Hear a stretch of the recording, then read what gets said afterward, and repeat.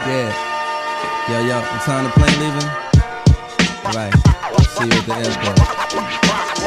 Hey. I'm leaving on the next plane. I don't know when I'll be back again. Kiss me and smile for me. Tell me that you'll wait for me. Hold me like you know I'll never go.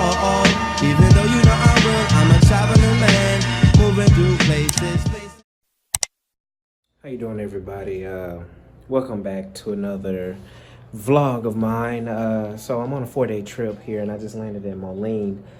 And this vlog is going to be about me talking about my experience in Japan, how I got stuck. So before I get started on the whole story about how I got stuck, let me just explain something. Like with my airline, how we list for flights non-revving, it goes by priority. So being that I'm a regional, I go behind the active mainline employee, their children, spouse, I believe domestic partner, whatever it is. So that's how it works. It goes by priority. And I know there are some airlines who go by whoever lists first for it actually gets cleared for the seat first. And I know the misconception is people think that, oh, you get to fly this and that. Yeah, but it has to be open seats in order for us to be able to get on. So going to Tokyo was no problem. Me, my mom, my two daughters, we got on just fine. I experienced first class for the first time. My two daughters did. My mom was in business class. So we all got to experience first class together for the very first time, with the exception of my mom. So, as it was getting closer to time for us to go, I started looking at the seats and the standby list, and we went through Minneapolis. So we were going to try to go back through Minneapolis, and I seen that Minneapolis didn't look too good. So I was like, let's go LAX. LAX was oversold, which our mainline has a tendency of doing as well, is overselling seats, main cabin in particular. So it was just us four that was listed on the standby list when the flight was getting ready to, when they were finna start boarding and everything like that.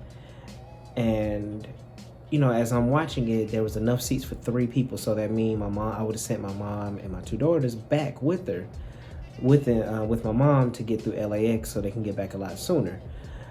So here comes a mainline employee who listed themselves probably 45 minutes prior to the flight leaving, which that happens a lot. They do that all the time. They list themselves 45 minutes prior to the flight, and you get bumped down. So that took away the extra third seat. So I sent one of my oldest daughter and my mom back to LA. So me and my youngest daughter, middle daughter, we didn't get on. So we waited to the Minneapolis flight. So the Minneapolis flight they cleared, no standbys. Everybody showed up to the gate. So boom, we stuck. Ended up going to a hotel that was right by the airport, which was actually a lot bigger than the hotel that I originally stayed in the previous 4 days. I'll do a review of the hotels that I stayed in as well. So the next day we get up there, we list for the LAX flight because that was the first flight that leaves. Then, it was oversold again. So, we always show up prompt like we always normally do to see if we'll get on. They didn't clear any standby. So one of the gate agents was like, do you want me to check in for the Minneapolis flight? I was like, yeah, sure. So I gave her my passport. So she's walking me back out to cancel my stamp. And I'm thinking to myself, like, why is she doing that? And so as we're walking, I'm asking her a question like, why are you taking us out? We didn't do this yesterday. She was like, oh, it's no chance of you getting on the Minneapolis flight. First off, never tell a non-rev that there is no chance of them getting on the flight, because there's always a chance of people not showing up, somebody getting kicked off the plane. So what they told me was, and so I was just like asking her some more questions, like, so how come you're walking us out now when we didn't do that yesterday? We walked us out at the end of the day. So she was getting irritated with me basically. So I couldn't ask her no more questions. So what she did was she walked faster ahead of me, and guess so she didn't have to hear me. And again, I think it was a power trip, a power play that she did. Like, she has the power, so she can do whatever. And I can't really argue back with her, which I wasn't trying to argue. I was just asking a question so I can get better understanding. So pretty much I had to wait out in the ticket area, or at the front of the airport, before I could get cleared to go back. So the flight for LA for Minneapolis was 3 hours, almost 2-3 hours after the LA flight. So we're just sitting out there. So by the time it got time to clear, so they cleared 2 people that were with Mainline, and then there were 2 seats left. There was a Mainline, but he was a Mainline employee, but he was with his 2 parents. So he had to, for some odd reason, he had to fly with them, but there was only 2 seats, so he didn't leave them. So that left me and my daughter with the seats. So they gave us the tickets, and as we're walking back, we go through customs, and as we're walking back, as soon as we give the ticket to get on the plane, the lady goes, "Oh no, we don't have a seat for you." And an extra seat popped up, and so they cleared the mainline employee and his 2 parents to get on. So miraculously, a 3rd seat just automatically popped up by the time we walked to the back. And the gate agent that walked us back out earlier that day was just sitting up there giggling, which makes me think that it was done on purpose to have me walk all the way back to get my hopes up, and walk all the way back there for no reason. So, because she was just sitting over there giggling, and my daughter was like, I don't like her, and I knew who she was talking about. She didn't know what she was giggling about. It's just the fact of how she was treating us earlier that day, and then she saw her laughing when we was down there when we didn't get on. So ended up staying back at the same hotel because it was cheap. It was like $50 a night. And then, so what I found out later on that night, I could have went to Narita, which is 45 minutes outside of Tokyo, Hanedi's airport. And I did not know my airline did a flight from Narita to Las Vegas. There was 180 seats on that flight and 80-something people on the standby list. Had I known that we did like a Las Vegas flight, I would have went there. I knew we did like Narita to Atlanta, Narita to Seattle, and Narita to Detroit, but not Narita to Las Vegas. So, and I looked at other options like Nagoya, and Nagoya it wasn't enough for me to go down to Nagoya, which Nagoya is 3 hours away from Tokyo, and it's only to Detroit and Honolulu. Honolulu is out the question because Honolulu getting back to the States is almost impossible. That takes a miracle of prayer and some holy water to get back from Honolulu a lot of times. So my plan was, what I did was, I was just like, you know what, I'm a Zed fare. And we have the ability to pay for a standby ticket on other airlines to come back to the United States. So as the LAX flight comes, this is day 2 that I've been stuck in Tokyo, 2 days extra. So as the LAX flight is coming up, and I look at it as like, dang, I don't think we're going to be clear for it. What I did was I went over to another airline and I asked them, I said, hey, I'm a standby employee. I purchased a standby ticket. I said, does it look like I would get on this flight? And he was the nicest as possible. He was like, oh yes, there's some people that's going to miss their connection from Okinawa, so you'll be able to get on this flight. It's going to be like 30 extra seats open. So I was like, okay. I didn't buy the ticket right then and there, so I was going to wait to see if we would get on the LAX flight. And so we didn't get clear for the LAX flight, so I immediately went ahead and purchased the ticket, went over there to the gate. As soon as I gave them my confirmation number, they gave me and my daughter seats. We got on the plane, walked through customs, got on the plane, and went to San Francisco. And from San Francisco, came back to Atlanta. And what's so crazy is, even if I didn't buy the Zed fare ticket, I would have gotten on the Minneapolis flight later on that night. But the fact of the matter is, I had to make a move. she had to go back to school on Monday, and you know, I wasn't trying to just chance it, so I just went ahead and paid.